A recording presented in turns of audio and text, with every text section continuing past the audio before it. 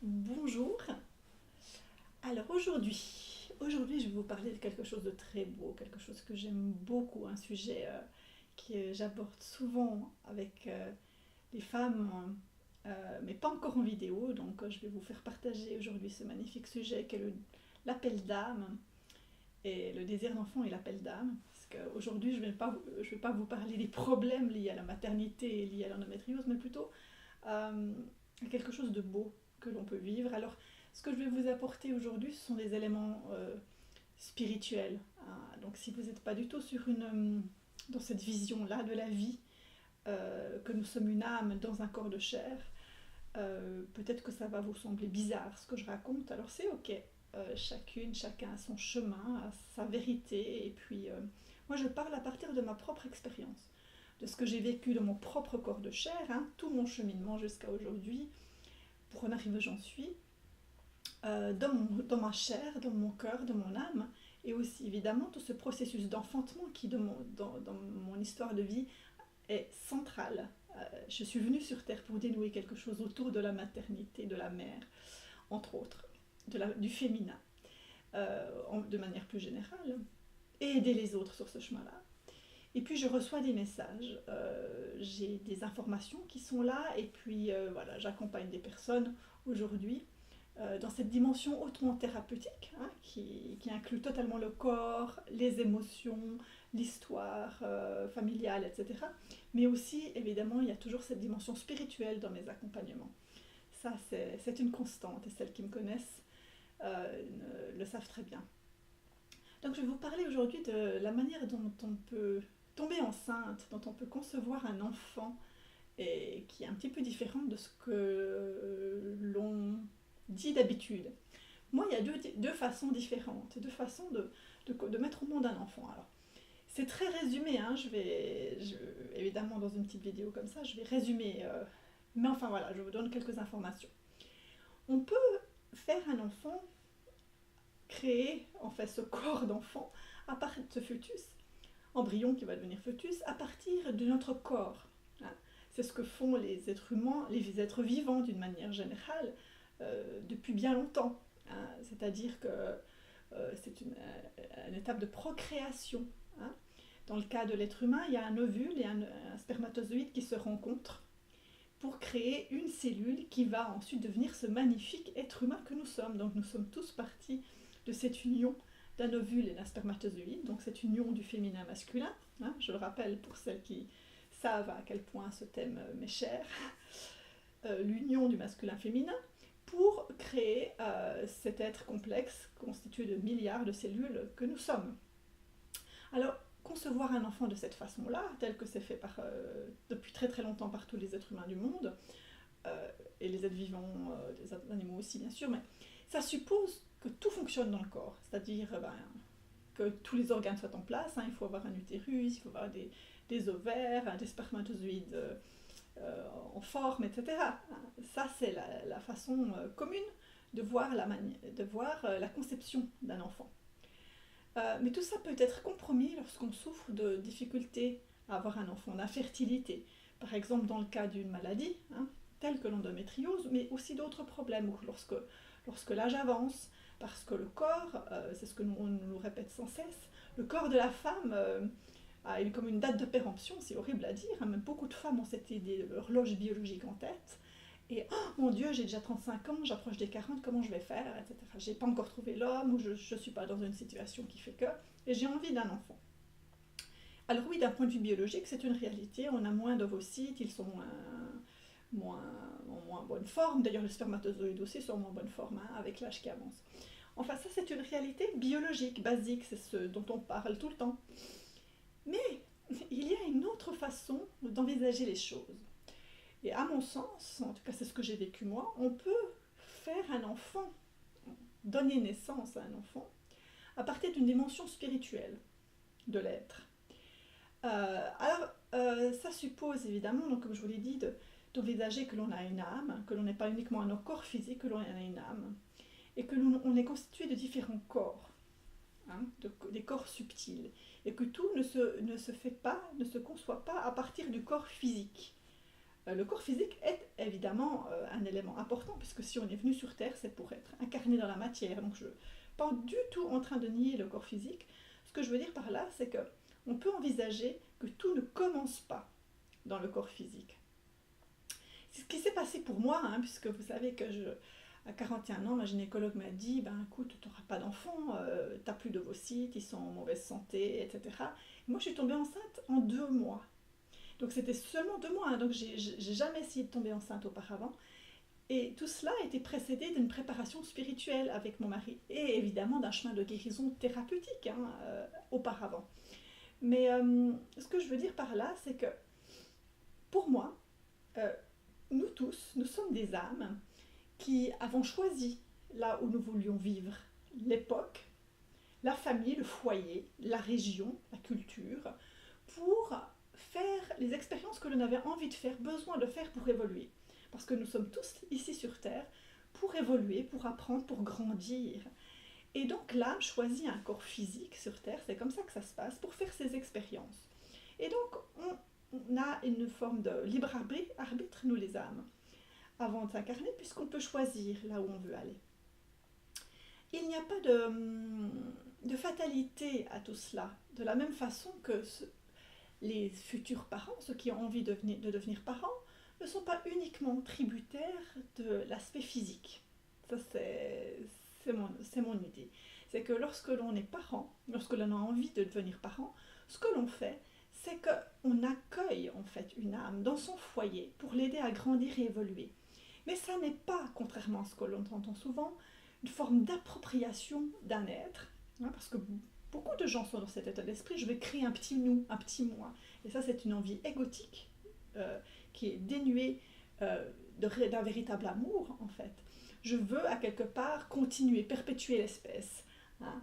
Alors, peut-être que ça fait partie du souhait de la majorité des gens, et de moi y compris, ça c'est peut-être évidemment quelque chose qui est un petit peu dans nos gènes. Mais quand même, il faut prendre conscience de cette envie profonde. Qu'est-ce qu'on a envie d'offrir à un enfant s'il vient dans notre foyer?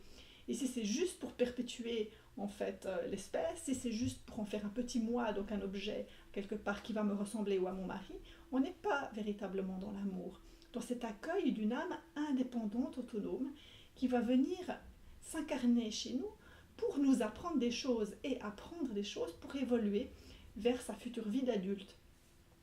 Ça veut dire qu'en tant que futur parent ou personne qui a envie de devenir parent, on a la possibilité de se mettre en contact avec l'âme que l'on a envie d'appeler, avec l'âme que l'on a envie d'accueillir. Alors il y a plein d'âmes qui ont envie de s'incarner à notre époque parce qu'il y a plein de défis sur Terre, mais c'est passionnant. On est vraiment à une époque charnière où ça passe ou ça casse, hein, avec tous les enjeux qu'il y a sur Terre maintenant, les enjeux écologiques et tout ça. Donc il y a beaucoup d'âmes qui ont envie de s'incarner, de vivre ça, d'expérimenter, d'amener leur pierre à l'édifice. Donc il y a du monde qui se bat au portillon.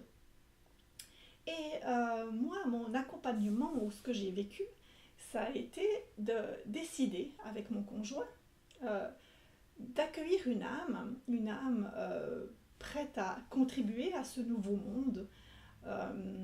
Donc il y a eu un certain type d'appel. Hein, on a eu on s'est préparé pour appeler l'âme qui résonnait avec nous, que l'on pouvait accueillir dans les meilleures conditions pour faire ces expériences à elle. Et on s'est vraiment placé comme des réceptacles de cette vie, sans s'accrocher, sans se dire qu'on avait besoin de cette âme, de cet enfant futur, pour s'épanouir, pour remplir un vide. On était dans l'accueil total.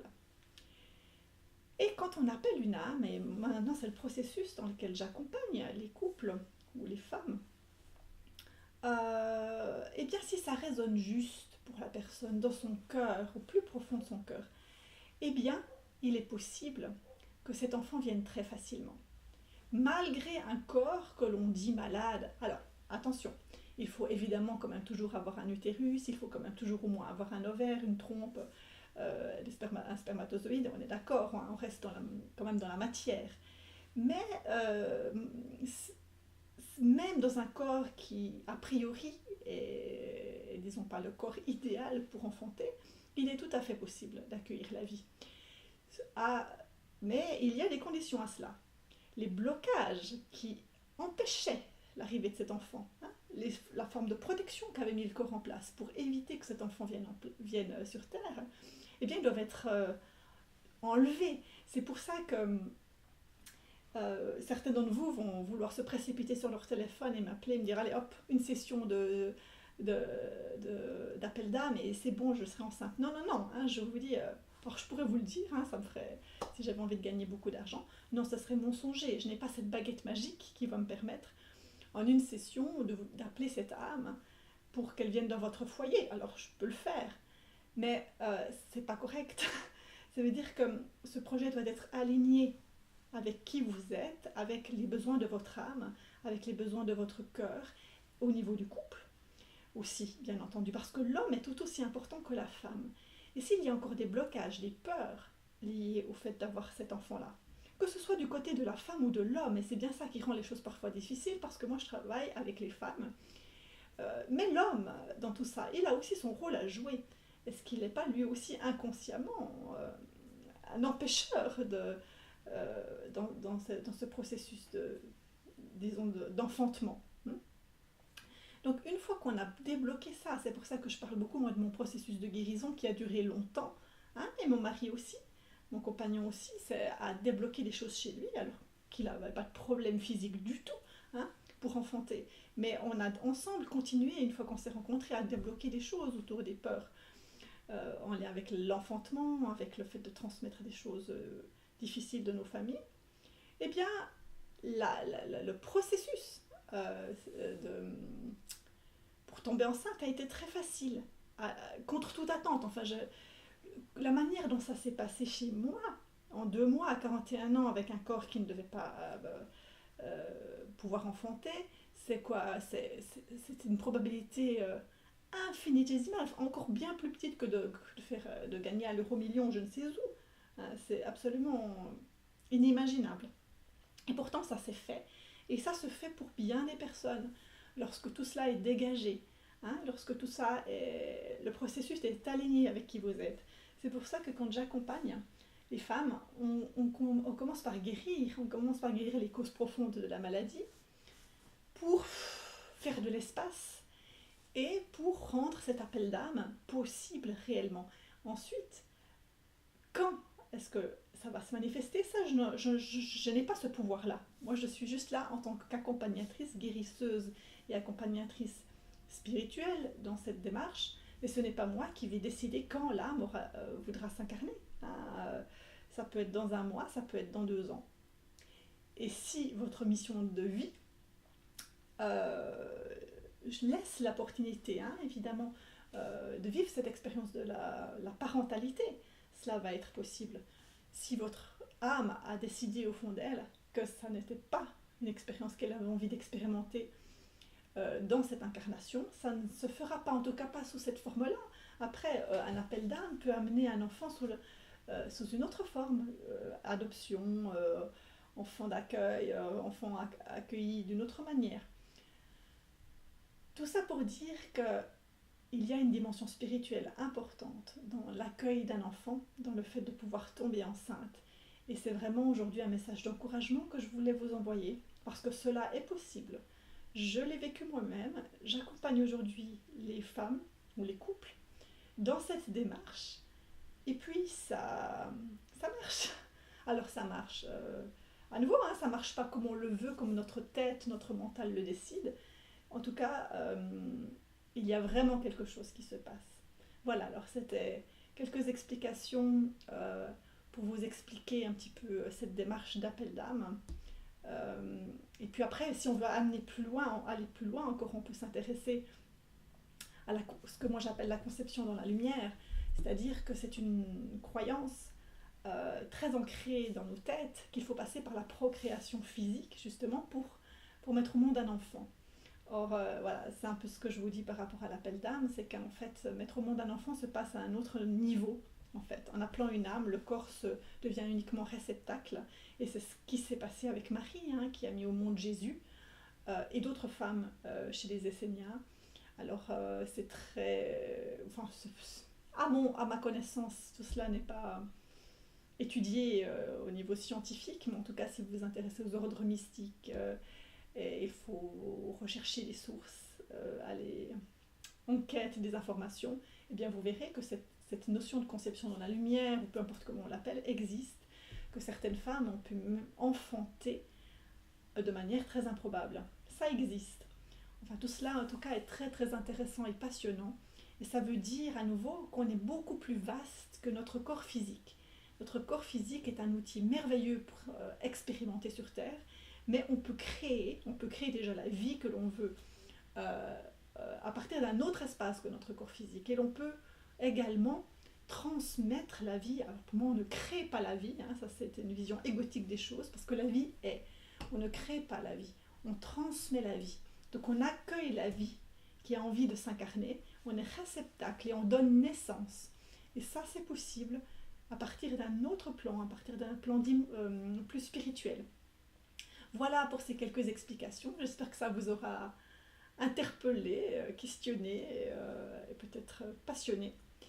En tous les cas, je vous souhaite de beaux enfantements, quels qu'ils soient, et en tout cas aussi évidemment un beau cheminement spirituel. Prenez soin de vous. Au revoir.